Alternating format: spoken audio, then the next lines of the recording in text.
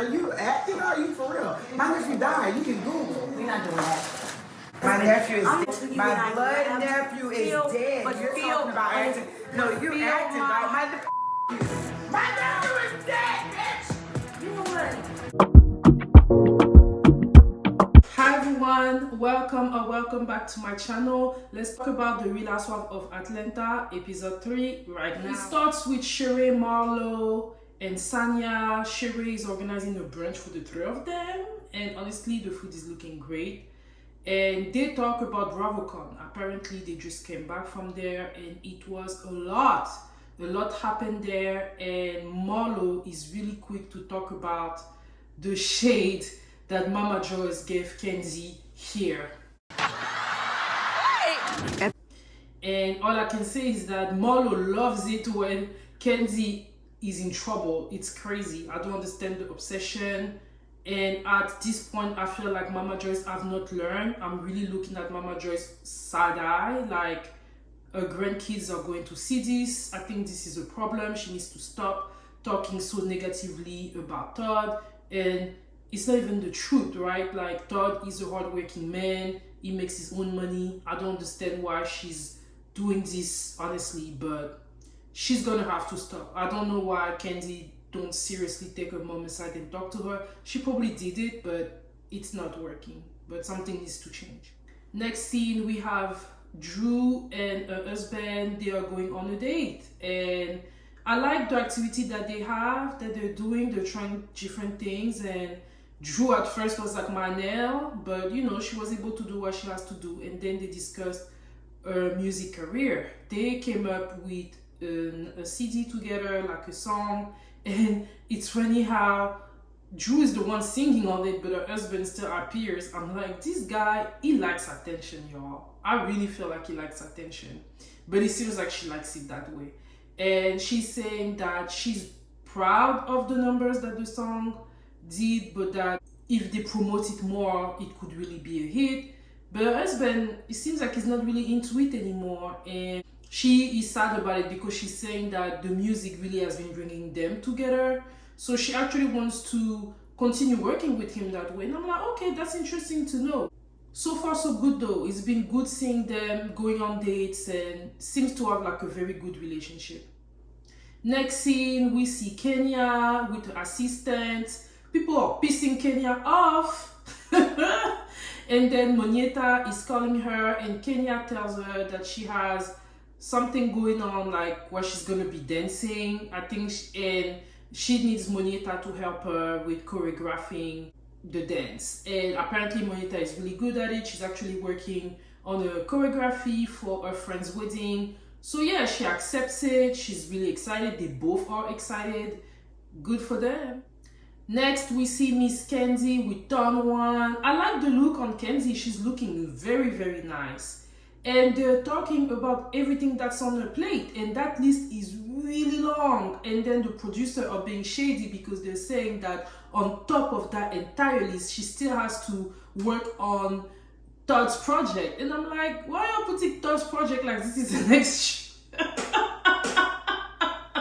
the shade. But yeah, Kenzie is 100% booked and busy. So they talked about that and how she's going to have to organize herself. Then Monyetta comes in and they talk about bravocon. She tells her the things that Mama Joyce has been saying about Todd. She's really tired of the narrative. She's saying that it's really affecting them.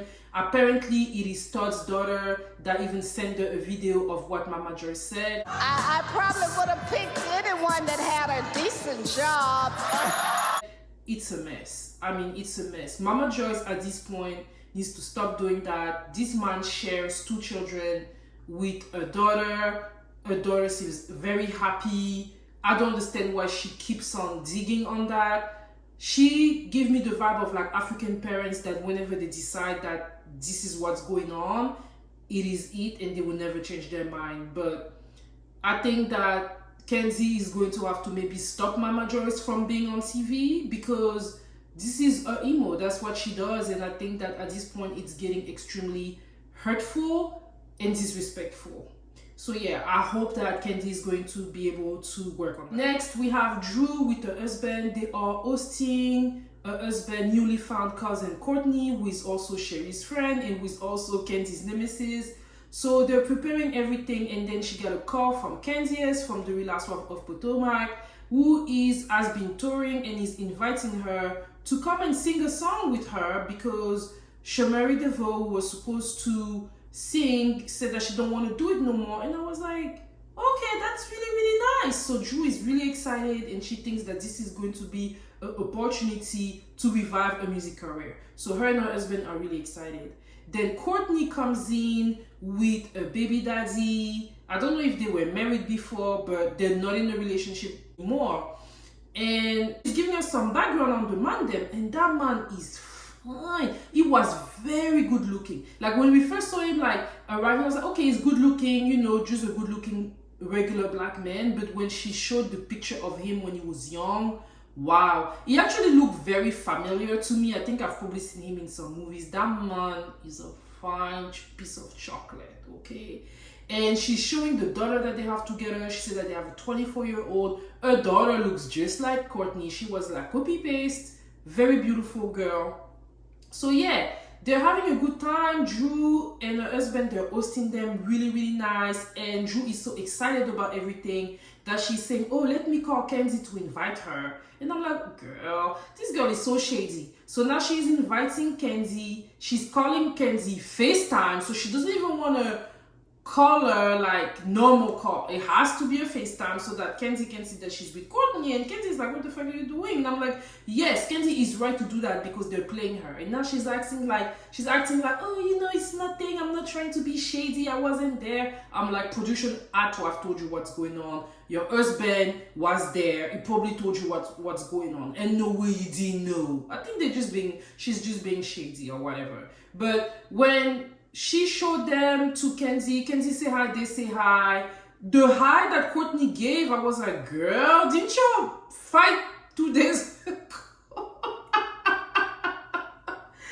And then Drew and Courtney, they talk, and Courtney say, you know, she moved on from the situation with Kenzie. And I'm like, well, what about you should even have been there before you move on? You're the one that brought up all that unnecessary drama. She said that she doesn't want to make people feel insecure. And I'm like, girl, that Courtney lady, she's delusional. But I guess whatever it takes to be on the show or be a friend of the show or whatever. But yeah, so next scene, it got to the Chicago show. So we see Candiace, she's rehearsing. Drew is there. They're nice to see each other. They're rehearsing.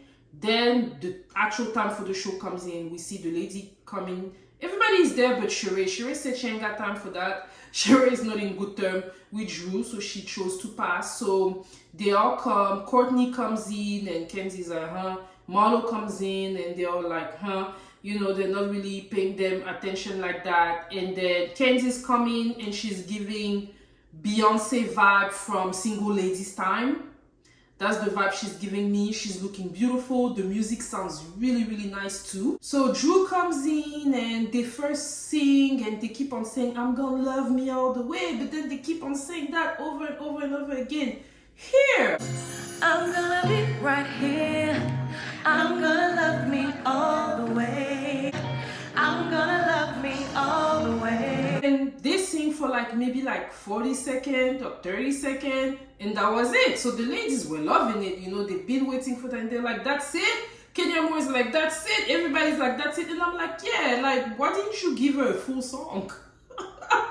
Candiace was shady. Like, you made her fly all the way from Atlanta to Chicago to come do like, I'm gonna love you all the way and sing it like 50 times over a 40-second period short frame. Girl, what the hell was that?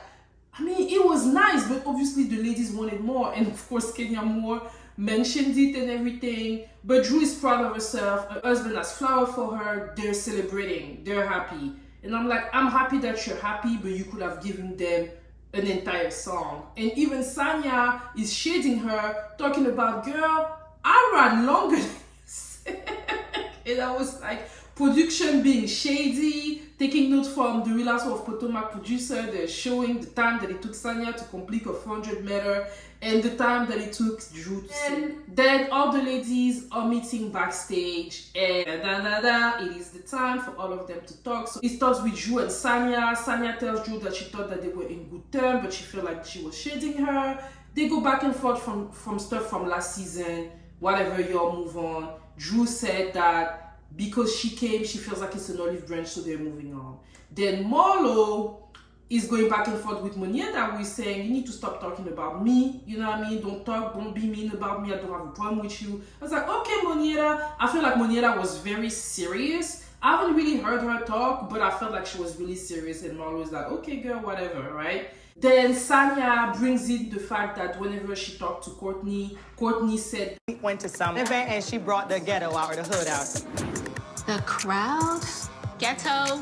Kenzie is telling her, you know, why are you calling me ghetto? And then Courtney is trying to backpedal, but Kenzie is like, girl, whatever. So they go back and forth, and this time around, Kenzie is not letting her go. That is the way that you came from. The thing that triggers me is that you don't know me and that you're saying, oh, she bring the hood up. Bottom line, I bring everybody out. So Courtney has to back down.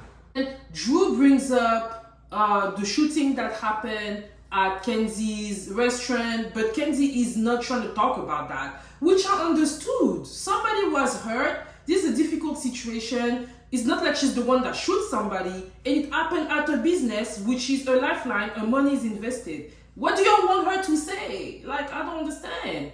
And she probably is feeling like people are bringing it to be shady, and this is not the type of thing that is just too serious. It ends there. All the lady leaves, but then we see that Drew and Marlo stayed.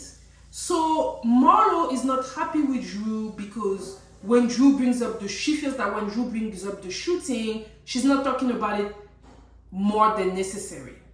She is angry because she feels that a nephew died a couple years ago and he used to work at Old Lady Gang. And I'm like, okay. So then she said that she said it to Kenzie, but Kenzie didn't talk about it. But I'm like, when you talk to Kenzie about it, she was nice to you, she was empathetic. What else do you want from her? Worked for you. He got shot at home by his roommate. See her the next day. My nephew is 30 and he lived here in Atlanta, and just him and a roommate got into it and he murdered him. Damn. Isn't that sad? Do you want to use your nephew dying as a storyline? So Drew is not understanding. So she actually let Drew explain herself and everything, but then when it was her time, Drew didn't want to really hear her. Then she got upset and she said that her nephew died. And Like, are you acting or are you for real? My nephew died. You can Google. We're not doing that. Blood nephew is dead. But you're talking about acting. No, you're acting about my nephew is dead, bitch. why are you upset at Drew for exactly? Because she didn't bring up the situation the way you wanted her to bring it up. There's only so much Drew can do. If Kenzie don't want to talk about it, she don't want to talk about it. I think that Marlo is jealous of Kenzie when it comes to Real Housewives of Atlanta. I think that she wants Kenzie to be in some type of drama. She wanted that opportunity to bring up the shooting, but it didn't work because Kenzie, been there, done that, she knows what's going on, and she knows that if she doesn't react and she doesn't talk about it, there won't be anything to talk about. And I think that's what is making Marlo upset. And I think that's really weird of Marlo, honestly, because at the end of the day, a nephew got killed at home by his roommate. He didn't get killed while working at Old Lady Gang. So I don't know why you want to make that a storyline. I'm looking at Marlo sideways. Marlo need to seriously talk about something else, find another storyline, because I don't know what she's trying to do. So she got upset. I don't understand why she's upset. Only her know. I don't know, y'all. What do y'all think? What do y'all think Marlo got upset? Let me all know in the comment. I'm curious to hear what you have to say about it. And for those of you that are new, hey, welcome. And I invite you to. And for those of you that have been here with me, supporting me, thank you all so much. And I'll see you all next week for episode 4 review. Bye.